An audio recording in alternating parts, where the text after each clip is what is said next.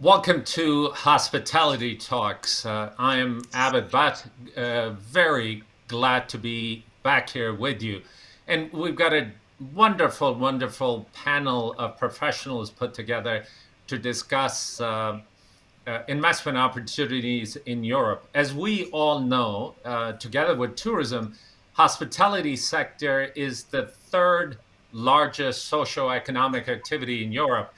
Hotels in that sector have become a prominent part of real estate alongside the usual asset classes of commercial real estate, including retail, office, multifamily, and industrial. European hotel transaction volume had reached more than 27 billion euros in 2019, surpassing all past records. Despite the short-term challenges, fundamentals of European hotel industry remain very strong. Key hotel markets such as London, Paris, Rome, Amsterdam are generally supply constrained and will continue to experience demand growth. There continues to be investor interest in hotels and the confidence in the long-term prospect of the sector remains high. Glad to be here with you. And as always, I'm here with my co-host, Sam-Erik. Sam. Yes, welcome to this episode of Hospitality Talks, where we talk about the European lodging investment landscape. I just looked at some numbers and it looks quite interesting. We have over 2,900 projects going on in Europe, so it looks very promising. Out of those are 885 under construction, so it's quite an interesting situation where we are, but I'm sure there are some areas which has not been tapped yet. So before we start to bring our panelists, I'd like to invite all of you viewers who are here. Please write down any comments or questions, and we'll be glad to pass them to the panelists. And if you like this episode, just give us a thumbs up and subscribe to us, because we would really much appreciate it. So if nothing else, may I just bring the panel and we can start the discussion. Yes, please, Sam. Again, we are thrilled to have with us today Rami Badr, who is managing director and partner with the Orion Capital Managers. With deep real estate experience, he's been active in acquisitions, asset management, and realization for Orion's funds across Europe, with a particular focus on more complex corporate transactions, larger real estate assets, debt acquisition, and restructuring. We also have with us today Daniel Cause, who's the Chief Financial Officer and Executive Director of PPHE Hotel Group, a London FTSE-listed hospitality real estate group. He's a certified public accountant with over 20 years of experience in this sector and real estate industry. And last but not least, David Kellet, who is a senior director of hotel transaction at Invesco Real Estate, co-heading the specialist hotel fund management team at Invesco. David has long transaction experience with a focus on real estate, hospitality, and leisure sector. Gentlemen, thank you for taking the time. Welcome to Hospitality Talks. Hi, everyone. So, David, we're going to start out with you. If you don't mind, we're going to get right into it. Talk to us a little bit about your operating model, and I'm specifically focused on your preference of leases versus operating management. Why do you select leases more so? Why does that work better for you? Tell us a bit more about that. Sure, and in part it is a fit with capital that we manage as well. So there can be a range, and both leases and management agreements can work in the right place with the right capital, depending on a whole load of other sort of parts of the deal that you're putting together. For a number of the funds and clients we advise, when they're certainly when they're more core to core plus in nature, we find that the hybrid lease model, particularly where there's a fixed rent with a variable on top of that, can work very well in providing downside protection in a crisis. And we'll talk a bit about COVID, and because that's not been a normal crisis or normal downturn, and upside when the market is performing strongly, either through a revenue-based or a profit-based rental stream. And those lease agreements fit very well with particularly core investors, longer-term investors, who are keen to access hospitality as a form of diversification. But management agreements can work. It's often really a question of matching that with the capital that we're working with. But for us, the hybrid lease has worked well. Well, David, hybrid leases in themselves is a recent thing. In the last maybe a decade or so, they've come into play, because prior to that, most of the Europe has relied on fixed lease model. And for the longest time, it was being talked about if that was the most efficient operating model. What have you seen evolved over a period of time relative to leases, particularly with this pandemic in place? Are you seeing things change in that arena, or lease contracts are being dealt with differently? Yeah, and again, now this can vary a lot by covenant type. So if you take the likes of Whitbread or Motel One at one end of the covenant spectrum, they paid their rents throughout COVID. They predominantly are on fixed lease agreements, and all of the upside they take for themselves. But investors are very comfortable with the covenants and pay effectively the lowest yields for effectively long dated income with inflation. As you move through the through the risk curve, then there's really a group of tenants, particularly brands that lease directly, but maybe had some trouble in COVID and had to do some negotiation. Then, that's a slightly higher yield on that risk at the minute. Not a huge premium, but it's definitely a premium to where the Whitbread credit might be. And there, having the hybrid lease works remarkably well. If you go to more third-party operators, so some of the smaller groups, now they were signing quite a lot of leases pre-pandemic. A number of those operators have come up against it in the crisis for pretty obvious reasons. And there, the leases actually will start to trend a lot more towards management agreements. So I think a lot of it is a spectrum. One end, you've got a management agreement. One end, you've got a brand management agreement, where it's 30 years, it's what percent of revenue, what percent of GOP, no hurdles. You then add in hurdles and guarantees and all these other sort of things that you can add into management agreements.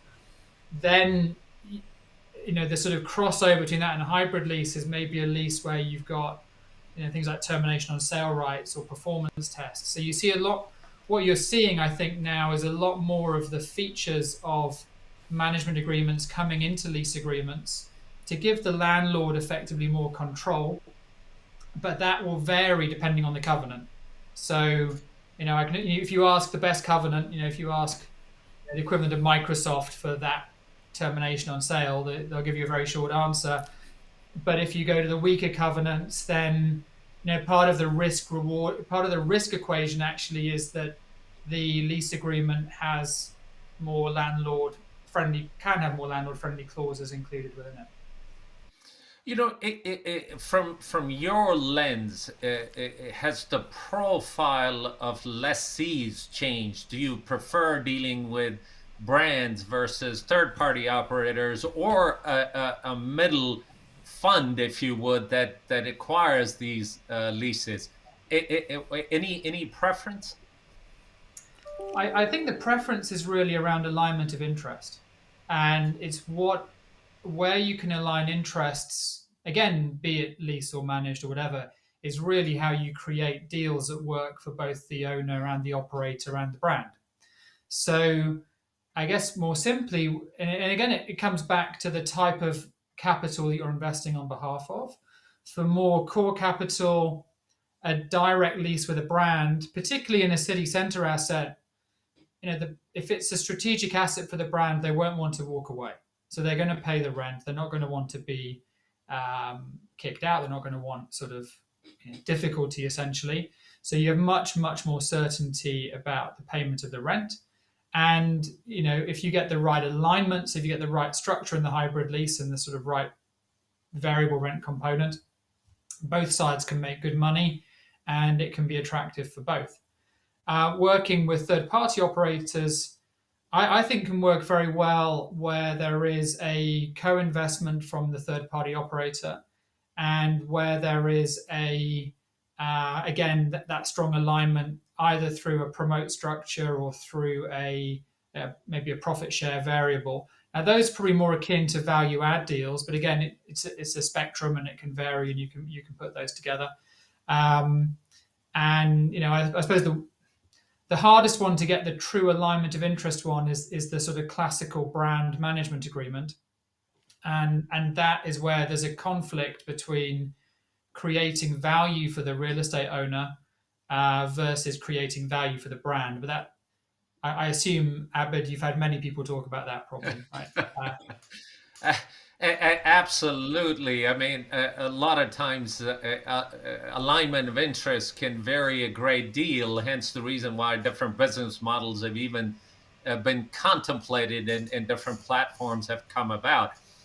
David, one more question before I hand you over to Sam-Erik, but have your expectation of investments changed? Has the capital sources that you rely on, have their expectations changed in any way, particularly after this pandemic of the last 2 years, what we've dealt with? Are you underwriting or evaluating the deals any differently today than you were possibly in 2019? Yeah, well, I suppose there's a new risk that we hadn't necessarily underwritten in 2019 that we now need to incorporate. Look, I think the main thing though is if you take out COVID for a minute, and it's obviously been, I hope we never see an impact like it ever again. I suspect we might, but hopefully not in the near future. But it's obviously had an incredible impact, but very, very short term. What we expect is that the market will recover. Now, whether we've seen leisure recover very fast actually during the last year, and when it's been allowed to, those markets have opened up. So that pent-up demand is there and does exist. The recovery of business travel, harder to predict. There's sort of a lot of figures saying that will be down anywhere between 20 and 30%. But of course, when recoveries come in, it's then a question of how that actually plays out. So I think that's potentially an asset selection question, and it maybe raises questions about certain types of hotel asset as we look at them in the recovery. The capital sources themselves, the more core the capital, the more it wants to see the recovery before it's willing to invest again. So that still, I'd say, is patient at the moment, but tends to see the sort of long-term recovery play of the sector, and more opportunistic capital already looking at a number of deals. So overall, we expect a decent recovery back to where we were before, and I think that's the expectation of most.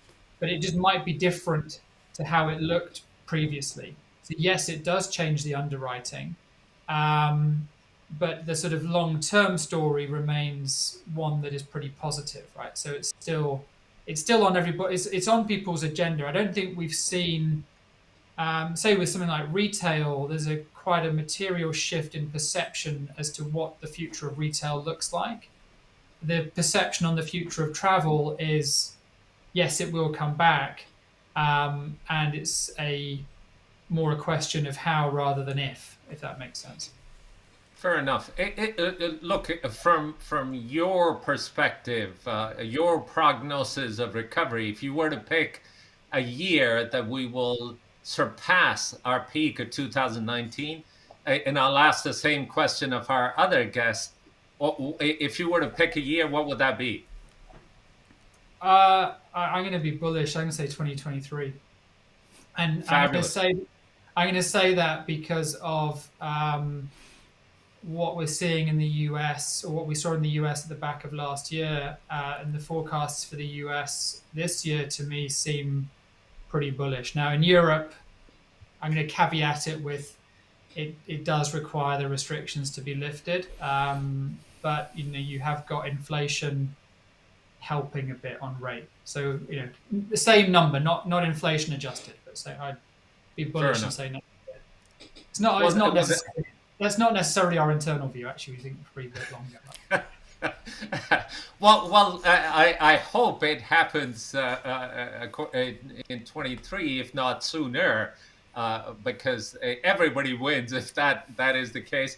And to your point about the restrictions and the confusion, particularly relative to cross-border travel, I think it was heightened with the most recent case of Novak Djokovic's arrival in Australia, and it just highlighted that we've got to have a more consistent, more thought-through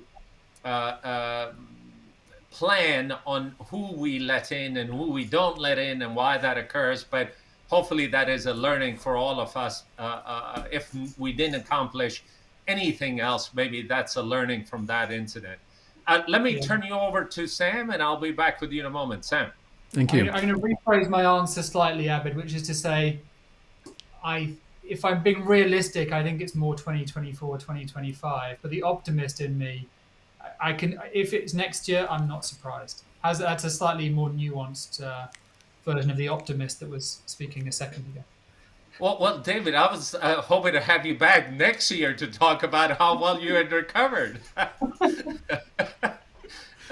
Sam. Yes, David, as you mentioned earlier about that it's a little bit of the changes that we have noticed during the pandemic. There's a tremendous pent-up demand for leisure travel, and people have been traveling as soon as they have an opportunity.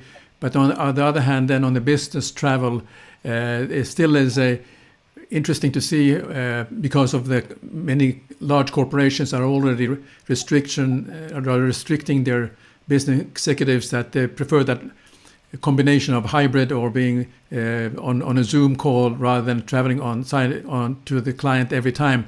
But taking all that in consideration, where is your focus now for the next couple of years in terms of leisure business or leisure hotels or the business hotels? Is there any shift in your mind? Yeah, so historically we've been successful in buying city centre hotels with balanced demand drivers. Where when we've got things wrong in the past, it's often where there's been a single demand driver, or there's been you focused maybe on a niche that's too niche. So I think looking for assets that appeal to both business and leisure is sensible, frankly, and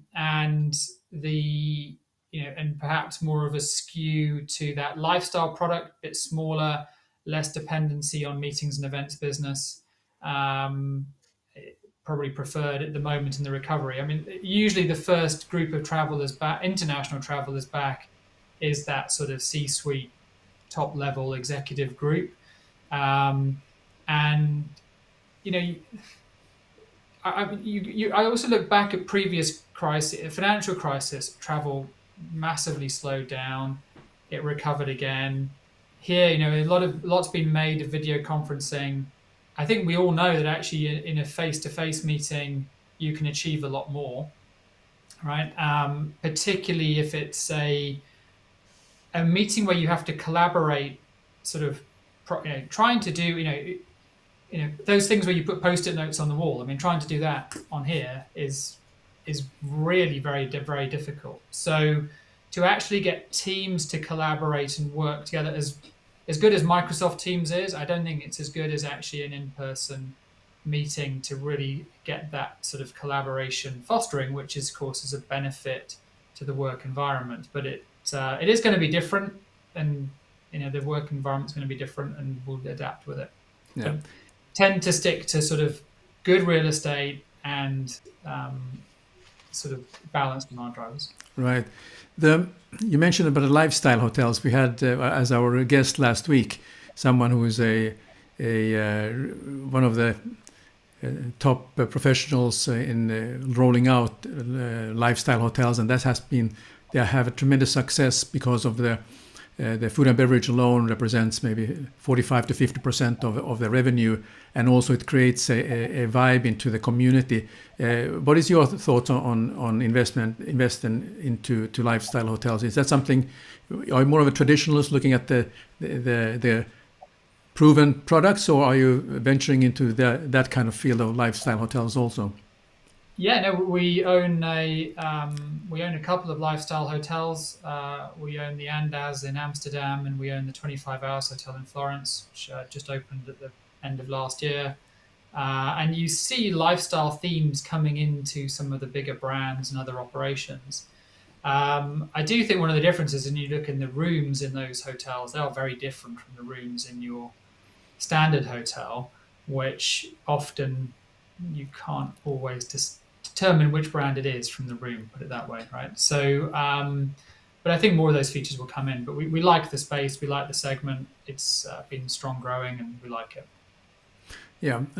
How about then? There has been a change also in the way people are traveling on for the leisure, for the on holidays and so on, going to distant destination locations where they are almost isolated, where it will be a top-notch hotel, which will be a wellness hotel, and then you have basically it's for the experiential traveler. How does that feel are you interested in those things? How much interest are investment into those kind of properties, which are a little bit of a drive away from the city center? I think they're very interesting. Personally, we tend not to invest in. We haven't invested historically in resorts generally.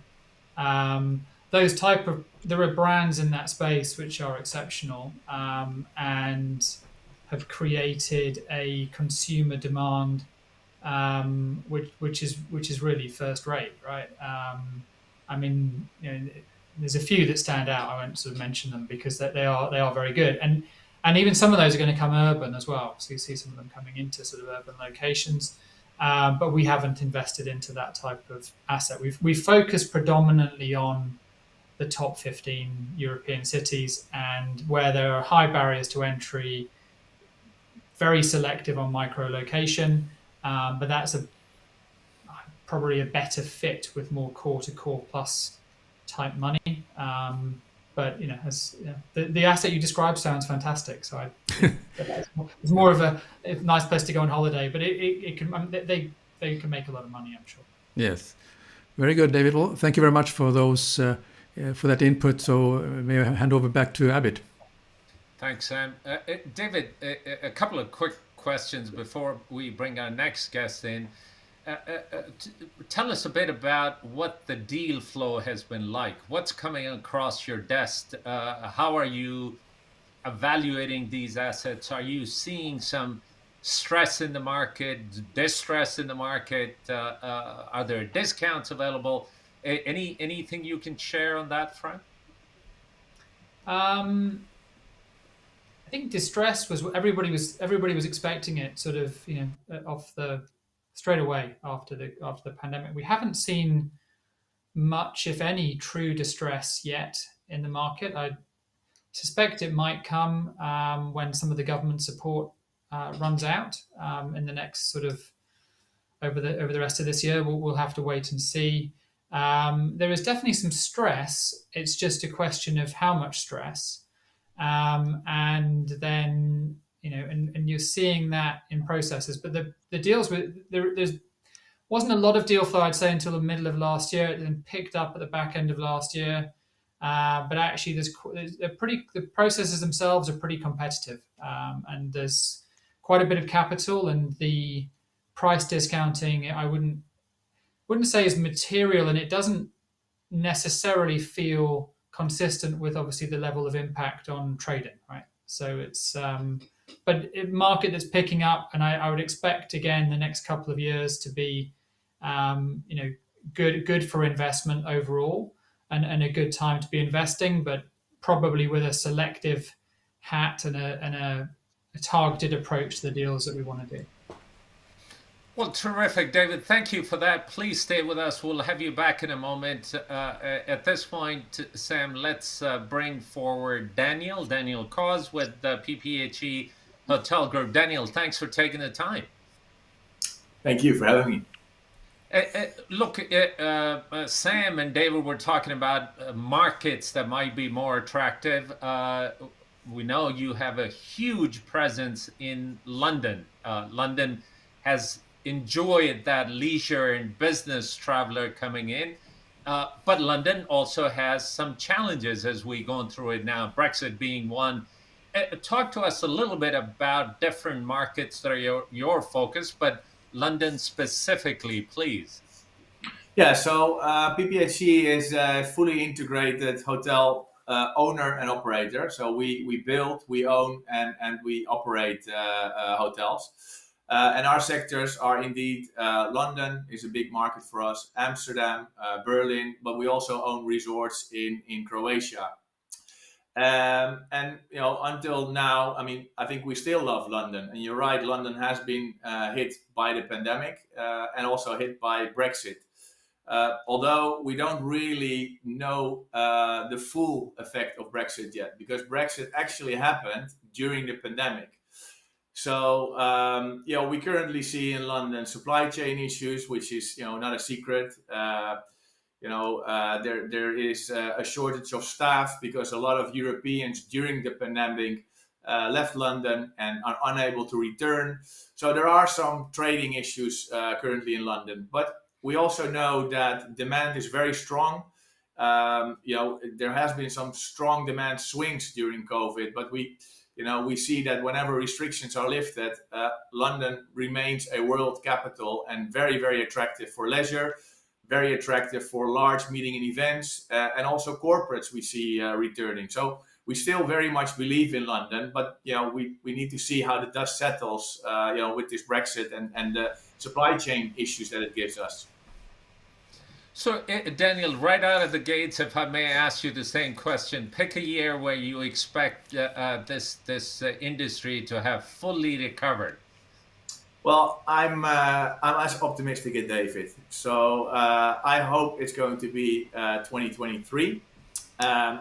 If I'm honest, that was my answer like 5 months ago. Now with this new Omicron variant, it might shift a little bit towards the end of 2023. So basically, the rolling trading in the second half of 2023 should be comparable with 19. And like David said, without inflation, which is quite big at the moment. Yeah, fair enough.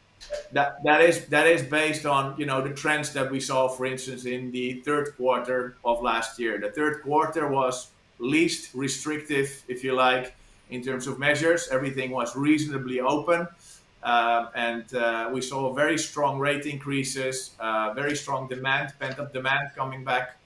Our resorts in Croatia actually performed in line with 19 already. I mean, that's obviously focused predominantly on leisure, but that was completely in line with 19 already. So yeah, hopefully the city centers will do the same in 2023. Fantastic. Well, it's 2 out of 3, so we'll ask Rami the same question and see what comes out. Now, Daniel, your growth, PPHE's growth, has typically been counter-cyclical. You've been able to make the deals, acquire, build hotels during possibly a downturn. Without giving up the secret recipe, tell us how that has worked for you successfully. Your capital resources, how does that play into it? Would love to hear your point of view as to how you've been able to make that work. Yeah. No, so I mean, growing counter-cyclical isn't really a choice, right? So if you look back at that 30-year track record, it is more a fact than it is a choice. But if you look at the choices that we've done, and every cycle is different, obviously, right? This cycle is completely different from the credit crunch cycle we had in 9 and 10, and that's completely different again from 9/11 events.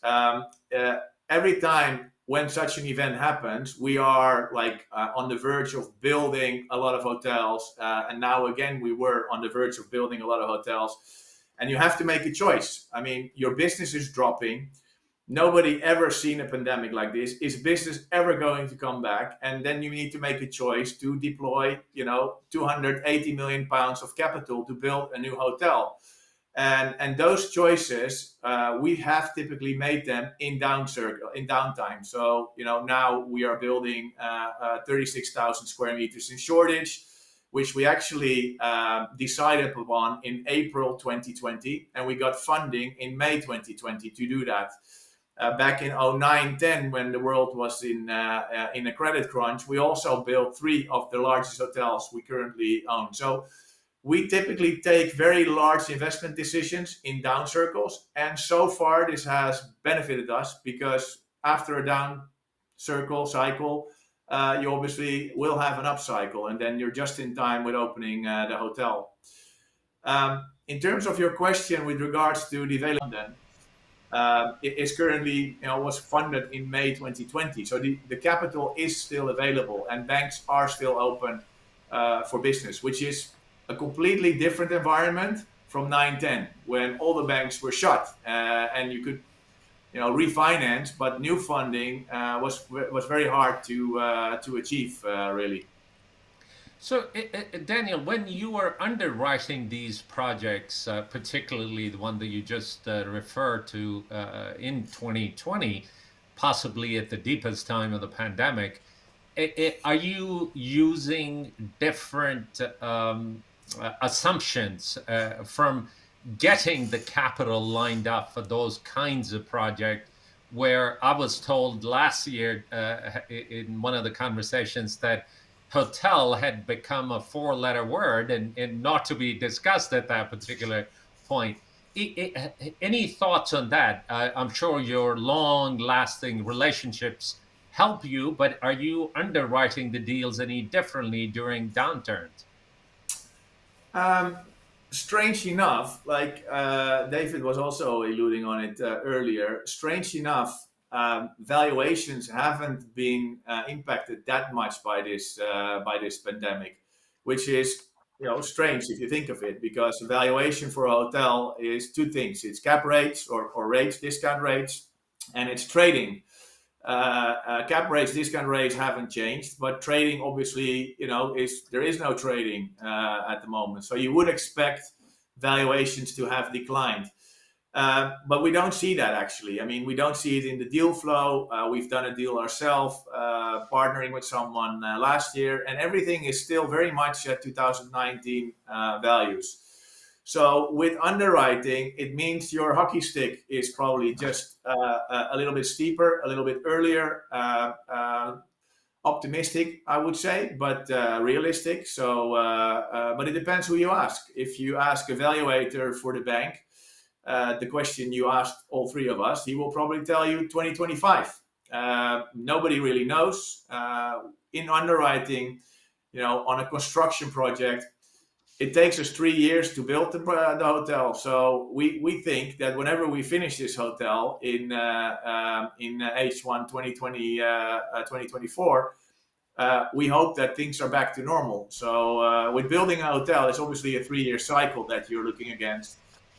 With buying a hotel, we just bought a hotel in Rome 3 months ago, and we obviously, like I said, we are very optimistic about Rome, and we think the end of 2023-24, things should go back to normal, and that's what we put in our underwriting. Fabulous. Well, I'll turn it over to Sam here in a bit, Daniel. But tell us, talking about the valuation and cap rates. Are different markets showing better valuations than the others? For example, your projects in London and London as a market, are cap rates still as compressed as they were, or are they starting to show a little bit of flex there? So so basically the cap rates or discount rates, they lean heavily on the interest rates, right? So with a incredibly low interest rate environment where we are currently, and Europe still in a negative interest rate environment, cap rates are incredibly low in mature markets such as Amsterdam, London, Berlin. I mean, cap rates are as low as 5%, but even sometimes lower.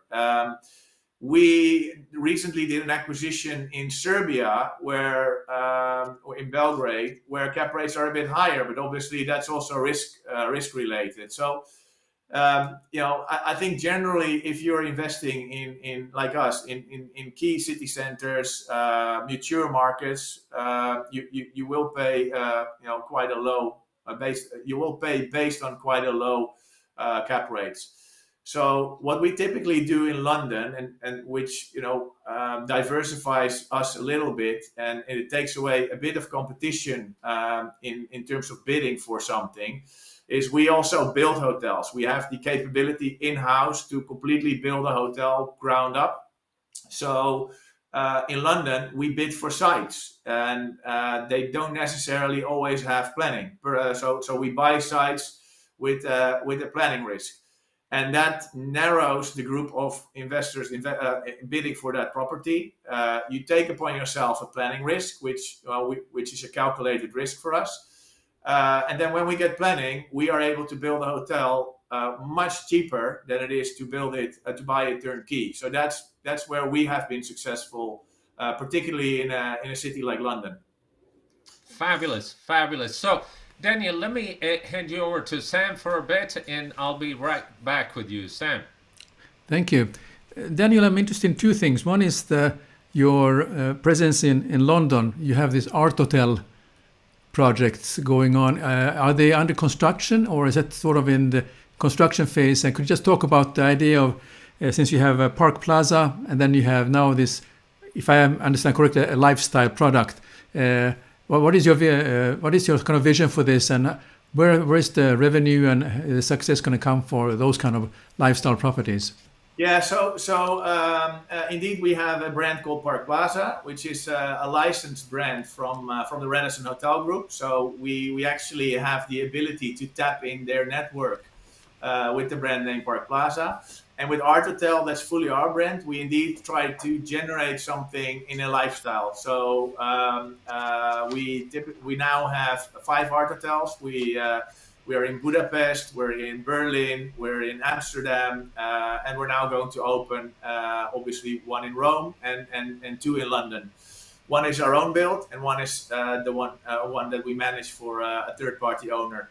And we truly believe in the lifestyle concept, and particularly the F&B offering, like having a nice restaurant, having a buzz in the hotel, having a very good gym, a good spa, so that as a guest you get much more out of your stay than just the bedroom. I mean, you can go out for dinner. There's a vibrant bar that you can have a drink in, so you really don't have to leave the property, and it becomes more of an experience than just a bed, so to say.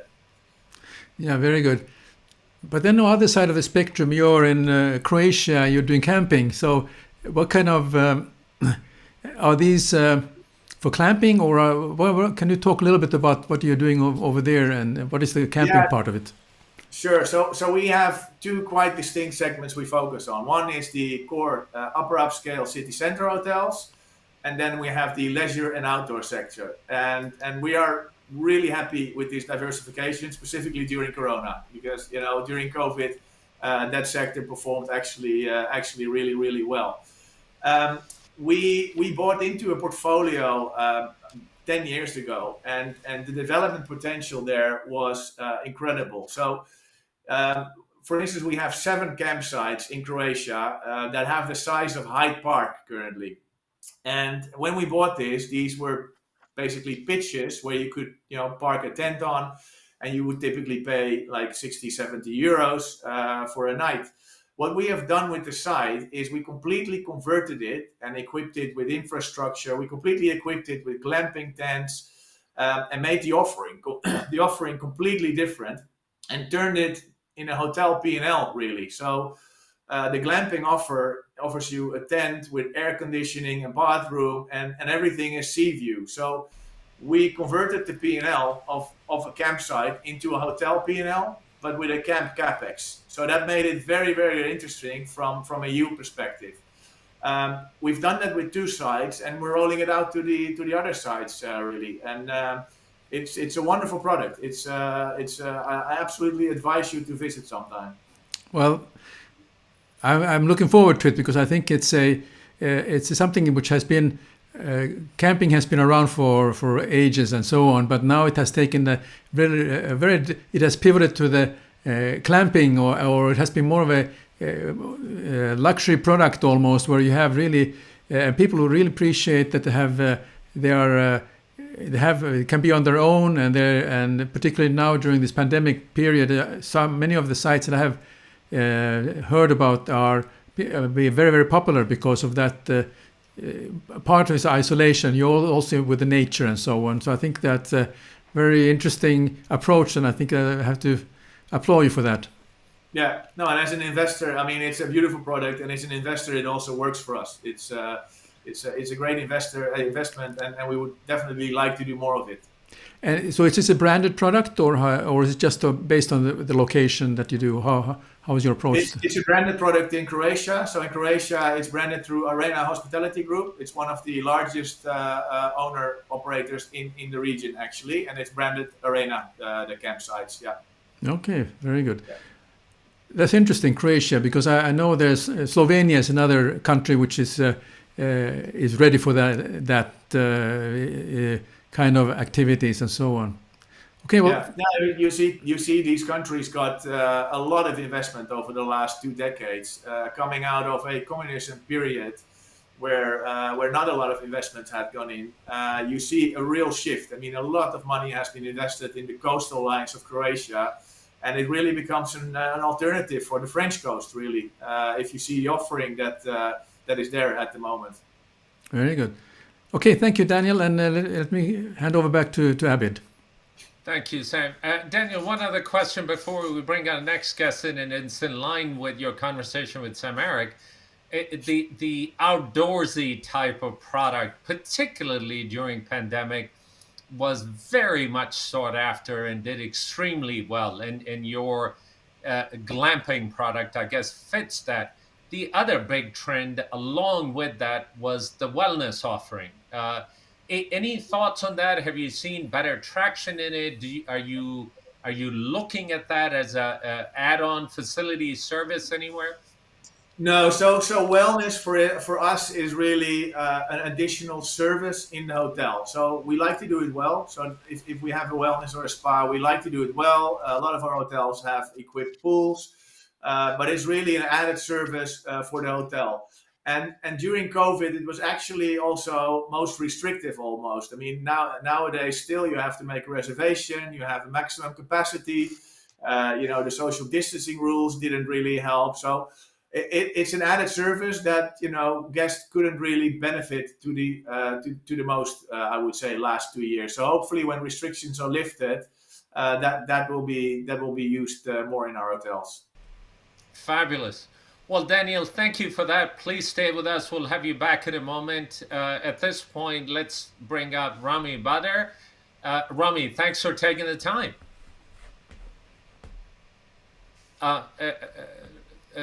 Rami, you might be muted, but yeah. Sorry, thanks for hosting Abid and Sam. Well, look, I'm going to get my informal survey out of the right at the beginning. A year that you think this industry will have completely recovered? I honestly don't know. I think we see ourselves really as real estate people, not hoteliers. So we'll try to actually avoid taking a view and make sure that our investments work well whenever it comes, obviously anywhere between 2023, 2025, let's say. Plus, I think it really depends on which market you are. I think intra-European travels will probably recover much faster than if you rely on clientele coming from further where there is maybe less vaccination or vaccines that are not recognized by the EU. So I think the answer really depends on which hotel. And again, the real answer is that we'll make sure that we protect ourselves against any short-term or mid-term delays. Fabulous. Well, you guys are not so singularly focused on lodging and hospitality. You're broad real estate investors, and certainly you have retail, office, and lodging as assets. How do you evaluate if the same euro is competing with office or retail versus hotels? Do you prefer one asset class over the other, or it's all about putting the same lens to evaluate these different asset classes? We're really a pan-European, pan-asset class fund. So it's all about each opportunity and the risk-return profile of each investment. So we try to evaluate each investment in the more neutral way possible and see how we can cover any risk. Obviously, we are an opportunistic fund, so our cost of capital is quite high, and we need to take some views to be able to realize investments, and so we tend to evaluate how we can cover any risks that we should be or we might take, and how well protected we are, and that's really the key factors in the decision of doing a deal or not. Okay.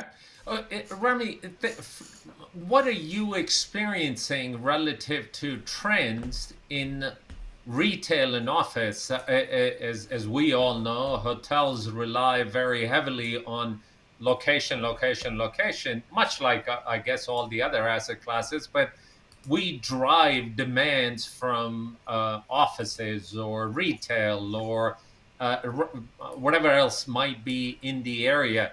Can you help us understand, A, what's the future in office space and what's the future of retail? Sure.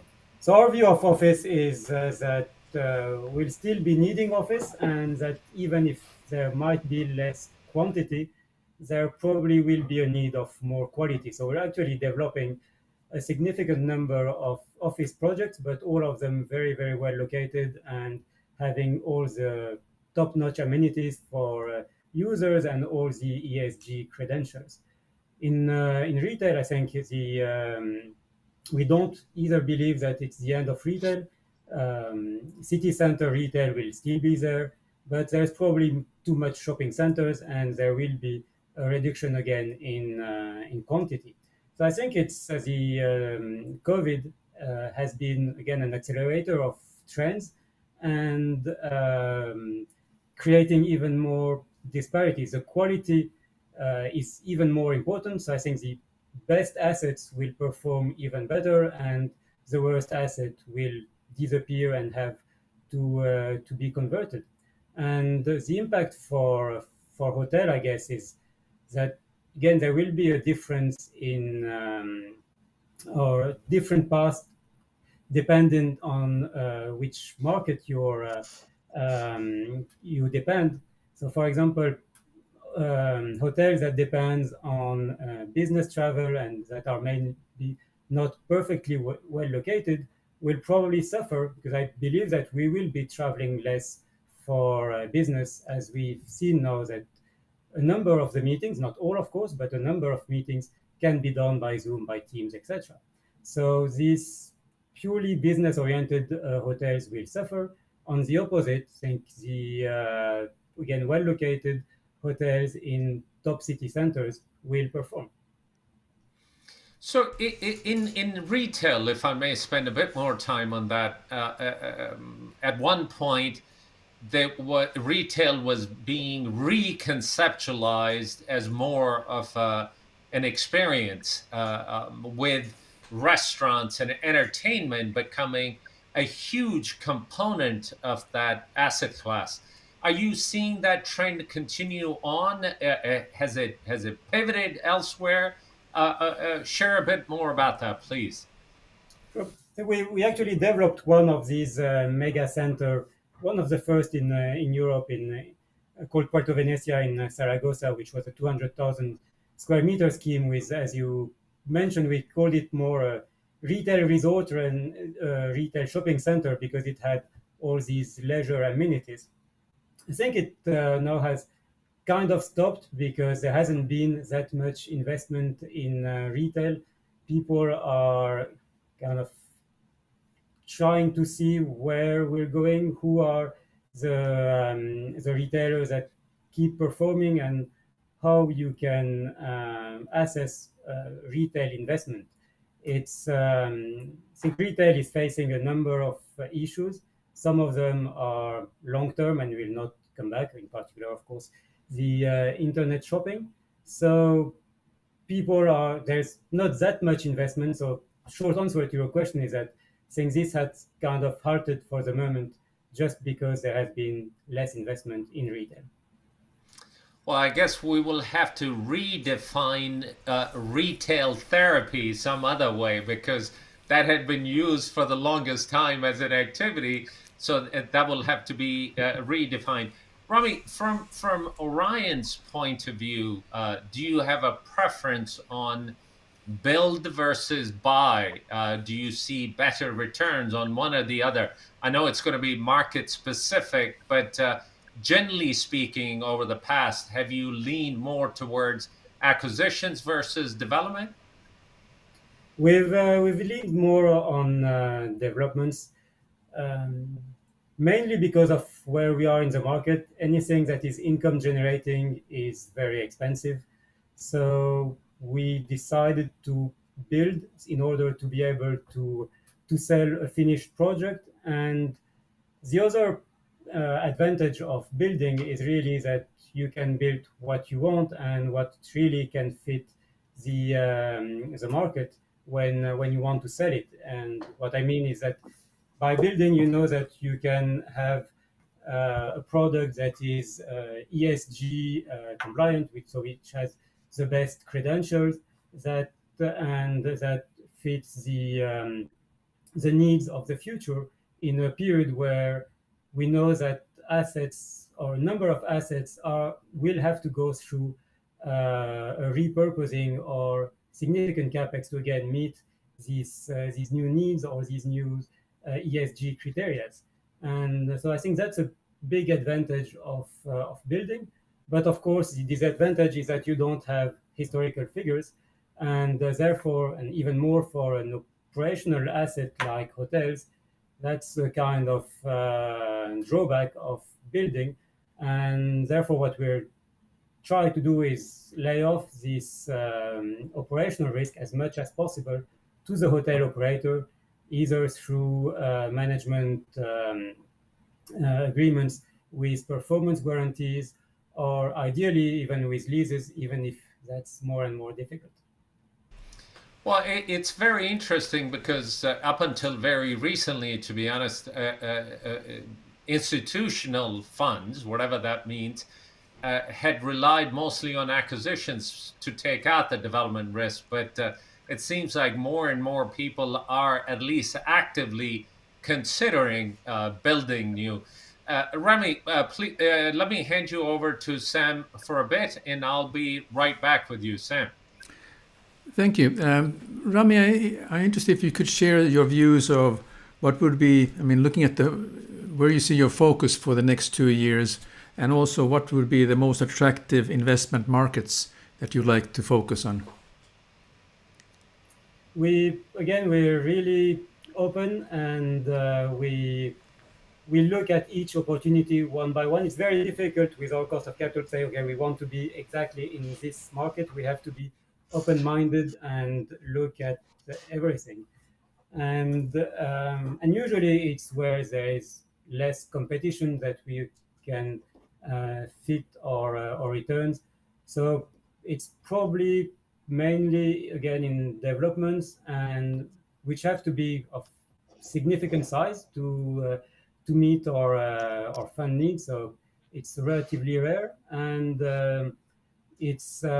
but there is also some, and we're seeing that more and more in the market, some hotel operators which also own their real estate, which are facing some difficulties, and which are not necessarily or which are not obviously the strongest one, but the ones which often are over leveraged, which we now see. So I think on the single assets, it probably on developing top quality hotels, and then on the portfolio side, it's probably on family chains that need capital because they have been obviously cash starved over the last few years and will need cash injections.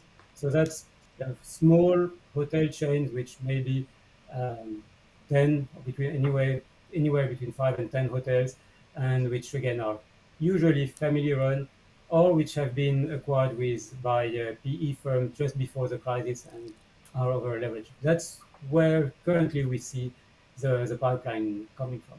Yeah, I just looked at the out of those 2,900 hotels that are under construction in Europe. They're mostly in the UK, Germany, and Central Europe.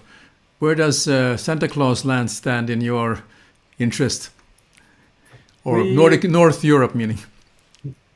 Can tell you where we are developing right now. So we have a great hotel in development in Rome, a Six Senses on Via del Corso, so a very prime location. And the reason we're doing that is that we saw that there were clear lack of very high-end hotels in Rome, and it's very, very difficult to develop in Italy and in particular in Rome, while we had this experience having just developed a shopping center in the city. So we thought that we had the experience, the network to develop this hotel, and it's actually works are going are ongoing with an opening this autumn. And again, we think that this will be a really nice hotel. And the second hotel that we just opened actually, or this last August, is in Spain, on Costa del Sol, and it's actually a lifestyle hotel. It's a so that we opened with Accor and Ennismore, and again performing well and having its space in the market, with maybe one of the first luxury lifestyle hotel opening on the Costa del Sol. Very good. Well, we have to wait for North Europe then. Indeed, but that's a market where the competition is tougher, so yes, where there is more capital, and therefore our money is maybe needed a bit less. Understood. Very good. Well, Rami, thank you very much. I will hand over back to Abid. Rami, one quick question before we bring the panels back. Are there any learnings for hospitality industry when you look at retail and offices? Are there things that hospitality can do to enhance values in hospitality assets? I think David alluded to it. The main difficulty for a real estate investor in investing in hospitality is the operational side of it, and the sharing of the operational risk between the operator and the investor. And I think we've gone to a point where more or less all the risk now lays with the investor. And in order to increase even more the value of the real estate asset, part of this risk has to return a bit to the operator. It's very difficult to obtain that, and obviously the operators are resisting it, but I think that's the way of transfer or increasing the value of the real estate, again by giving back a bit more security to the investor. Okay. Sam, let's bring everybody back in. But a question for you, Rami. Continuing on, the impact of sharing economy and particularly co-working. How is that impacting your office as an asset class, and how do you think that will have a long-term impact on lodging sector?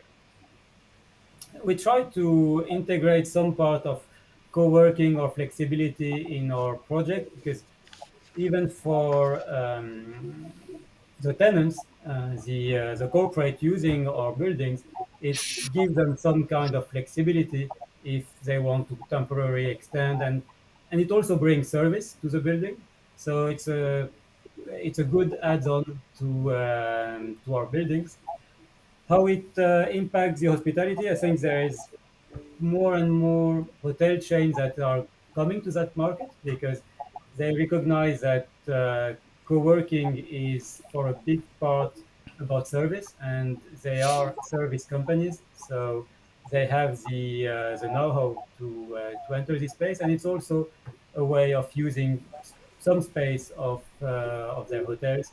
I think we will see more and more of mix between hotel operators and co-working operators in terms David, of question. operators and assets. Sorry. Oh, okay. David, a question for you in line with that. What sort of demand trends are you seeing in different markets throughout Europe? And can you clarify your question a bit, David, in terms of what? In terms of segments or? Yes, please. Yeah, I mean, demand needs to restore first and foremost, right? So in the city centers where we are currently, demand by far is not where it was before. But in the recovery, we think that, like anybody in this group thinks, leisure is, first and foremost to come back very, very quickly. So the moment we already see it, the moment restrictions are lifted, and today Boris Johnson announced something, I already know that tomorrow, when I look at the bookings, we will have a lot of pent-up demand from the leisure sector. We also saw meeting and events, large-scale meeting and events. So that's like 500 people upwards already being planned again. Those events usually take like 12, 18 months to plan. And our pipeline is already filling up with new event requests. And these are large-scale events. So in terms of social distancing, social distancing trends to stay, it doesn't look like it, so to say. And then last but not least, the corporate segment. We are all aware that companies are restricting travel, but we're all also on Teams for 2 years now, and it's very efficient, but it isn't very effective. And we are humans. We like to interact, we like to travel, and we forget very fast. I mean, I don't want to make an example with 9/11 because it's completely something else. But we were all not going to go on a plane anymore. And that's, we forgot quite quickly about that. So hopefully in 3 years' time, we forgot all about this and we'll be traveling the way we were before. Well, human beings are very resilient, and I tend to agree with you. Having short memories at times really helps. David, from your perspective, anything else that you would like to add from demand? But if I may ask you, the supply side of things, are there markets with high barriers to entry that have been around, but they're starting to have more opportunities? What are you seeing? I think the supply side, there was quite a spike in supply coming in before the pandemic. Now, understandably, some of that has slowed. Rami will have a better feel on it, but developing in a city like Rome makes a lot of sense. Rome is an undersupplied market, particularly at the top end. Six senses, that would be a great project, I'm sure. But you take the likes of Amsterdam and Barcelona, they still have moratorium in place on new hotel development, and that does drive investor appetite and interest for existing assets in those city centres. Some markets have higher supply growth, but the question with supply is always one of, can it be absorbed, and then it shifts you into the question of, do I buy, because buying new supply can be good because you get new product. It's very good from an ESG perspective. And you take markets, Copenhagen's always quite a good example, huge pipeline, but it was massively undersupplied before. So what's the right balance? Probably takes a few years to figure out after it's opened, but we'll see. And I think there probably will be a little bit of distress in those pipelines in places where they can't be funded, or where some of the tenants are no longer financeable or whatever. But I think there'll be a little bit of that to come through probably this year, maybe next year. Well, I think some of these projects that Sam has alluded to, they've already been pushed, and there would be delays in them coming online. And some of them, quite candidly, might not survive this pandemic if it was to go any longer than it already has. David, another question for you, and I'll ask all of our colleagues here. If you were to pick one thing that the industry needs to do differently to be more resilient, to hopefully never have to experience this kind of event again, well, what would that be? Good question. I think for the resilience for the future is all going to come back to this ESG topic, and that's going to be huge. So from a real estate perspective, investing into the buildings to future-proof the buildings. It doesn't really answer the pandemic. It's not going to help another pandemic, but I think it's probably the biggest theme that I see on the investor landscape at the moment. Rami, your thoughts on how the industry can build resilience? What do we need to do differently? Good question indeed. The answer is not easy, to be honest. I'm think, as David said, ESG is important, and probably it doesn't answer your question, but as an investor, I think what we always try to do to future-proof the future is to make sure that our buildings are flexible and that we can convert them or adapt them easily. So it's not an answer on the hotel industry itself, but on from a real estate investor, again, it's about trying to get a building that is as flexible as possible, that can be converted, that can be adapted as easily and as inexpensively as possible. Well, look, that's a very good point. The inception of the lifestyle concepts actually came out of adaptive reuse of the older buildings, and that continues on. And I think that's a very good thought. The parking garages are being built with a thought that somewhere down the line, the demand on cars will drop dramatically, so they will have to be rebuilt. So great thought. Daniel, your words on building resilience for hospitality. I don't think you can build any resilience against the pandemic. We need guests, and with a pandemic, there are no guests. So I don't think there's anything to do there, and hopefully the next one will not be within the next couple 100 years. I do think that there's 2 points probably where our sector can focus on most. One is what David also alluded to is ESG. I mean, your carbon footprint as a hotel, but also much wider. People traveling to your hotel, that will have a large impact. So that's one. And on the other side, I think our industry can do a lot more in terms of technology. The fact that we all check in on our phone, we walk into a plane, and we know exactly which seat we are.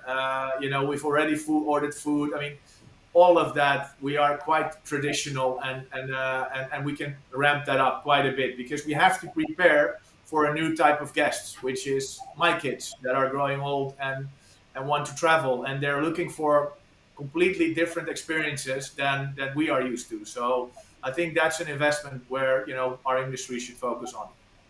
Yeah, look, technology has come to the forefront, particularly during pandemic, and there are lots of work being done. Our industry typically has been resistant to tech adoption, but I think the consumer is going to force that issue. I'll turn it over to Sam in a bit, but Daniel, back to you. You briefly talked about the labor shortages. You were referring particularly to UK as a market, but globally, this phenomena of labor shortages, particularly in this industry, is causing a big havoc. Now, hats off to you. You recently won a big recognition for a best employer. Share a little bit about that. Share a little bit about what sort of practices are you undertaking, and how well is that working out for you? Yeah, sure. So in the industry, a lot of people left. during the pandemic, job uncertainty. So a lot of people left and they are not returning. They're going to work in other industries. So there's a big shortage in terms of room attendants, in chefs, in people in the restaurants. There's a big shortage in there. And in the UK, it even is bigger because of the Brexit. I believe around 1 million European workers have left the UK and they're unable to return. And that's a massive workforce. In London alone, most hotels have north of 50% of European workers working in their hotel, and they're not able to come anymore. So it's to fill your hotel now. It's not about supply anymore in the market. I mean, the London supply doesn't say anything anymore. The workforce that is there to service that supply, the pool is not enough. So if you think about supply and demand, you should actually look at demand and workforce pool currently in London, because many of our competitors are limiting occupancy currently because they can just not clean the rooms, and that's a big constraint that we've never seen before, and hopefully it's that will settle. It's not about pay alone anymore. The comps and bends, it's not what makes you different in a market where the pool is short. Everybody can increase salaries, so it's much more about anything that you do besides that. So we took a few bold decisions in terms of insourcing housekeeping, for instance. A lot of the competitors have outsourced with agents. We insourced 800 room attendants. With that, we gave them a fixed workplace. We gave them the perks we have. You can sleep around the world in Radisson hotels for 30 euros. We also gave them a job prospect and learning and development capability so that they can actually promote themselves outside of the room attendants and into the reception and even to a GM if you like, and to follow a program. But we also invested in staff housing. Nowadays to work in London, most people that are on the salaries in the hospitality industry, they are not able to afford to live within zone 1 or 2. So they commute 1.5, 2 hours every day to work. So we are investing in staff accommodation currently, which should be 30 minutes away from our properties. And like in the old days where, trainees used to live on property. And we're doing that now to kind of like stand out a little bit, because now the person or the company that wins most employees is also going to perform best, because then you can actually run the hotel because you have the people to run it. So large focus on that.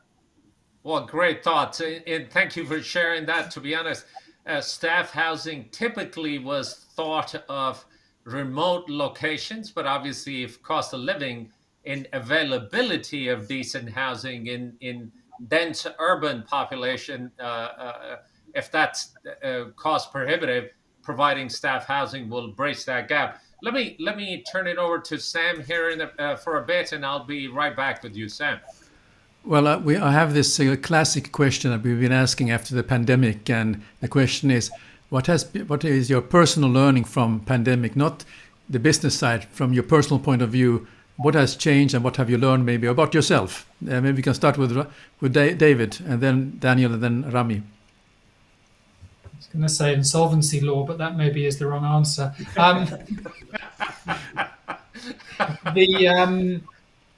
I think probably on a more human level, that it's really that that there's more. There's a more important. Life is important, right? And it's about being kind. It's not difficult to be kind to one another, right? And I think it's sort of actually may sound a bit deep, but I think it is actually about being, there is we're in hospitality as an industry, but actually overall, there's doesn't hurt to be nice to one another, right? And I think that's probably a very big. I'm not saying I wasn't nice before the pandemic, but I think as a sort of learning, that's something that I think would be great to see more of that on the other side. So I told you that was deep. I put everybody into silence now by saying that. And you have fun, right? You got to make you can't take it all too seriously.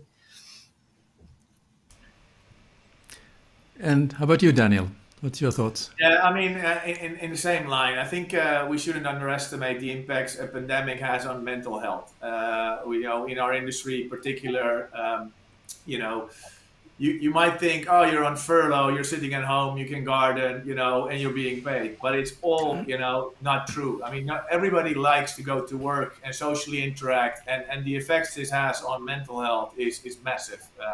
That's for one. And the second thing that I have learned is, and that I will take with me for the rest of my career is never ever underestimate the relationship you have with your capital providers. I mean, there's so much capital out there, and everybody wants to offer you a cheap loan, but it's not about the price. I mean, it's better to pay double the interest rate, but have a very strong relationship with your capital provider, because in times like these, you really know who your partner is, and that's what I've learned about it. Thank you, Daniel. And then how about you, Rami? I think it's really the extent of how things can change, and the fact that things that you might have thought is impossible to happen can happen, and that there are ways to adapt to it, and that it's possible, and that the world keep functioning or find ways around, and that I think you alluded to it before, but that humanity is resilient, and there's things, very unexpected things can happen, but there are solutions, and the words keep going. Yeah, very good. Thank you. How about you, Abid? You haven't said that answered that question for a long time. Well, look, I'm still contemplating the world. It has been such an experience, hopefully never to be repeated in our lifetime. But quite candidly, David brought up the humanistic side of it, being nice to each other. Unfortunately, a lot of our colleagues in hospitality are experiencing quite the opposite, particularly wait staff or room attendants, because everybody's expectations are different, and it's short staffing doesn't help. But I think that truly has become front and center. I've been very fortunate to have spent time with the family, even though it was in isolation and in a bit of a bubble, but I have really, really relished that myself. Yeah.